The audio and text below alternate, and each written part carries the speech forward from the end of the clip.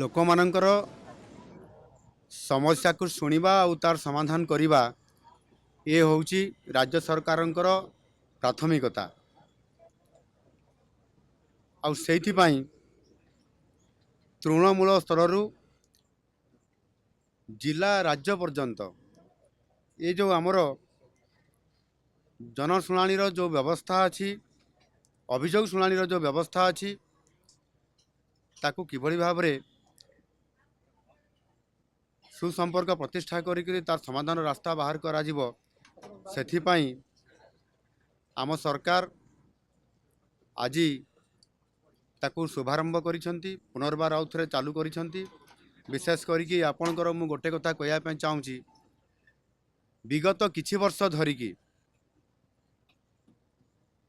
ଅର୍ଥାତ୍ ଗତ ସରକାର ସମୟରେ ଆପଣଙ୍କର ସରକାରଙ୍କର ଏବଂ ଜନତାଙ୍କ ମଧ୍ୟରେ ଗୋଟିଏ ଲୌହ ପାଚେରୀ ଥିଲା।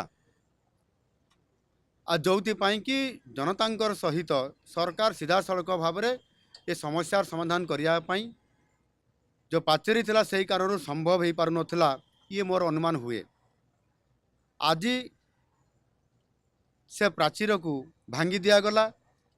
ସରକାରଙ୍କ ସହିତ ସିଧାସଳଖ ଭାବରେ ଜନତାଙ୍କର ସହିତ ସମ୍ପର୍କ ପ୍ରତିଷ୍ଠା କରିବା, ତାଙ୍କର ସମସ୍ୟାକୁ ଶୁଣିବା ଆଉ ସମାଧାନର ରାସ୍ତା ବାହାର କରିବା, ଏ ସମ୍ପୂର୍ଣ୍ଣ ଭାବରେ ଆଜି ଯେଉଁ ମୁଖ୍ୟମନ୍ତ୍ରୀଙ୍କର ଅଭିଯୋଗ ପ୍ରକୋଷ୍ଠ, ଏହାକୁ ପୁନର୍ବାର ଆଉ ଥରେ ଚାଲୁ କରାଗଲା।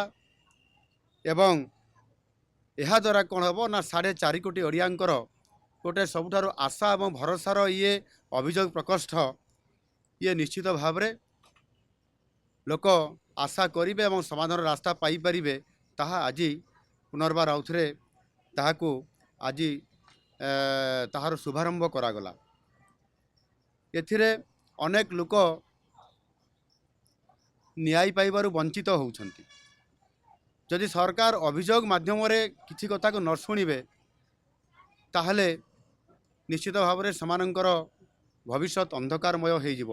ଏହାକୁ ଆଧାର କରିକିରି ଏଥିରେ ସମ୍ପୂର୍ଣ୍ଣ ଭାବରେ ଲୋକମାନେ ଅନେକ ସମୟରେ ବିଭିନ୍ନ ଜାଗାକୁ ଯାଉଛନ୍ତି, ଅଭିଯୋଗ କରୁଛନ୍ତି, କିନ୍ତୁ ତାହାର ସମାଧାନର ରାସ୍ତା ବାହାରି ପାରୁନାହିଁ।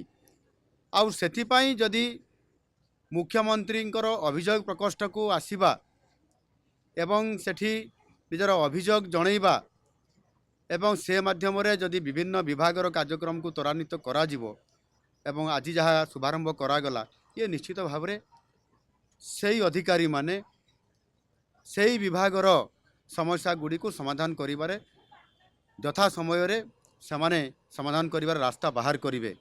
ଏବଂ ସେମାନଙ୍କୁ ମଧ୍ୟ ପ୍ରତି ବିଭାଗର ଅଧିକାରୀମାନଙ୍କୁ ମୁଁ ନିର୍ଦ୍ଦେଶ ଦେଇଛି, ଜିଲ୍ଲାପାଳମାନଙ୍କୁ ମଧ୍ୟ ମୁଁ ନିର୍ଦ୍ଦେଶ ଦେଇଛି ଯେ ସେମାନେ ପ୍ରତି ଜିଲ୍ଲାରେ ଆଜି 30ଟି ଜିଲ୍ଲାରେ 30ଟି ଆଜି ଜିଲ୍ଲା ସ୍ତରରେ ମଧ୍ୟ ଆଜି ଅଭିଯୋଗ ଇଏ ପ୍ରକୋଷ୍ଠ ଖୋଲା ଯାଇକରି ଏ କାର୍ଯ୍ୟକ୍ରମ ବର୍ତ୍ତମାନ ଚାଲୁ ରହିଛି।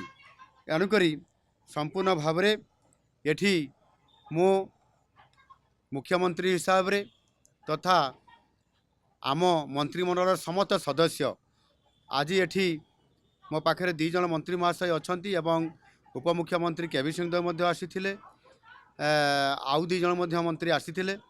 ସମସ୍ତେ ଏଠି ଉପସ୍ଥିତ ରହିକରି ପୁରା ସମୟ ଦେଇଛନ୍ତି ଏବଂ ସମସ୍ତ ଏ ଅଭିଯୋଗର ବ୍ୟକ୍ତିମାନଙ୍କ ସହିତ ମିଶିବା ଏବଂ ତାଙ୍କର ଅଭିଯୋଗ ଗ୍ରହଣ କରିବା ଏବଂ ପ୍ରତି ବିଭାଗକୁ ତାଙ୍କୁ ତାର ଇନକ୍ୱାରି ରିପୋର୍ଟ ଏବଂ ଆବଶ୍ୟକ ପଦକ୍ଷେପ ନେବା ପାଇଁ ସମସ୍ତେ ସହଯୋଗ କରିଛନ୍ତି।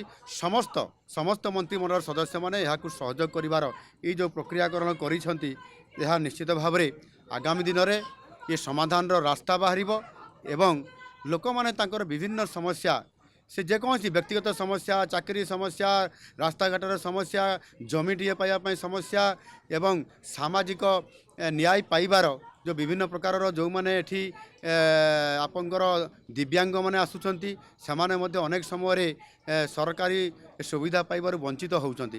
ସେଥିପାଇଁ ଏ ଅଭିଯୋଗ ପ୍ରକୋଷ୍ଠର ଗୁରୁତ୍ୱ ବହୁତ ଅଧିକା ଅଛି। ତାକୁ ଯଦି ଆମେ କାର୍ଯ୍ୟକ୍ରମ ସିଧାସଳଖ ଭାବରେ ମାନ୍ୟବର ମୁଖ୍ୟମନ୍ତ୍ରୀ ଏବଂ ସମସ୍ତ ମନ୍ତ୍ରୀମାନଙ୍କର ସହିତ କରେଇବେ, ତାହେଲେ ଆଗାମୀ ଦିନରେ ପ୍ରଭୁତ୍ୱ ସମସ୍ୟାର ସମାଧାନ ହେବା ସହିତ ନିଶ୍ଚିତ ଭାବରେ ଗୋଟିଏ ଓଡ଼ିଶାର ସୁସ୍ଥ ବାତାବରଣ ତିଆରି ହେବା ସହିତ ଲୋକମାନଙ୍କୁ ନ୍ୟାୟ ମିଳିପାରିବ। ଆଉ ସେଥିପାଇଁ ଇଏ ନିରନ୍ତର ଭାବରେ ପ୍ରତି ସୋମବାରକୁ ସୋମବାର ଏହାକୁ କରାଯିବ। ଏହାକୁ ଆହୁରି ସୁନ୍ଦର ଭାବରେ ଏବଂ ଯଥା ସମୟରେ ତାକୁ ସାରିବା ପାଇଁ ଲୋକମାନଙ୍କର ଏ କାମକୁ ତ୍ୱରାନ୍ୱିତ କରିବା ପାଇଁ ମଧ୍ୟ ଆହୁରି ସୁନ୍ଦର ଭାବରେ କେମିତି ସ୍ମାର୍ଟ ଭାବରେ କରାଯିବ ସେଥିପାଇଁ ମଧ୍ୟ ତାକୁ ଯୋଜନା କରାହେଉଛି। ମୁଁ ଆଶା କରିବି ମୋର ସାରା ଓଡ଼ିଶାର 4 କୋଟି ଲୋକଙ୍କର ପାଖରେ ମୋର ଅପିଲ ଅଛି ଏବଂ ମୁଁ ମଧ୍ୟ ନିବେଦନ କରୁଛି ସେମାନେ ନିଶ୍ଚିତ ଭାବରେ ଆମେ ଯେଉଁ ଗାଇଡ଼ଲାଇନ୍ ଦେଉଛୁ ଯେଉଁ ନୀତି ନିୟମ ଦେଉଛୁ ସେହି ଅନୁସାରେ ସେମାନେ ଆସନ୍ତୁ, ଜିଲ୍ଲାରେ ଭେଟନ୍ତୁ। ଜିଲ୍ଲାରେ ଭେଟିଲେ ଜିଲ୍ଲାରେ ଲୋକଙ୍କର ଗୁହାରି ଯଦି ସେମାନେ ନିଜେ ନିଜ ଏରିଆରେ କରିବେ ତାହେଲେ ଭୁବନେଶ୍ୱର ଲେବୁଲରେ ବା ରାଜ୍ୟ ଲେବୁଲରେ ତାହା ଆପେ ଆପେ କମ୍ ହେଇଯିବ। ଲୋକଙ୍କର ଗୁହାରି ଶୁଣିବାଟା ଜିଲ୍ଲା ଲେବୁଲରେ ବେଶୀ ଆବଶ୍ୟକତା ଅଛି, ତାକୁ କରାହେଉଛି। ଆଗାମୀ ଦିନରେ ମଧ୍ୟ ନିଶ୍ଚିତ କରାଯିବ। ଏବଂ ଆଜି ମୋ ପ୍ରଶାସନ ସମସ୍ତ ଅଧିକାରୀ ବିଶେଷ କରିକି ମୋ ମନ୍ତ୍ରିମଣ୍ଡଳର ସଦସ୍ୟମାନେ ଉପସ୍ଥିତ ରହିକରି ମୋତେ ସହଯୋଗ କରିବା କାରଣରୁ ଆଜି ପ୍ରାୟ ବର୍ତ୍ତମାନ ସୁଦ୍ଧା 99% ଆମର ଲୋକମାନଙ୍କର ବିଭିନ୍ନ ଅଭିଯୋଗପତ୍ର ଆସିଛି, ତାହାରି ଉପରେ ବିଭାଗକୁ ଦିଆଯାଇଛି। ନିଶ୍ଚିତ ଭାବରେ ଖୁବ୍ ଶୀଘ୍ର ତାର ସମାଧାନ ହେବ। ଧନ୍ୟବାଦ।